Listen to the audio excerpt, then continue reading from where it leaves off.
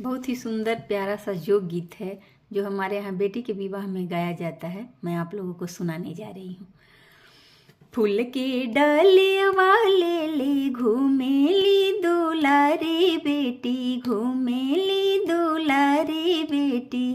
कुछ जोग हमारो के द हमरे आमा हो, कुछ जोग हमारो के द हमर भाभी हो।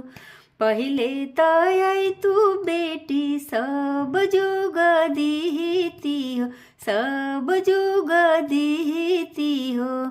अब जोग गईले बिचाई शहर पटना में, अब जोग गईले बिचाई शहर मुंबई में।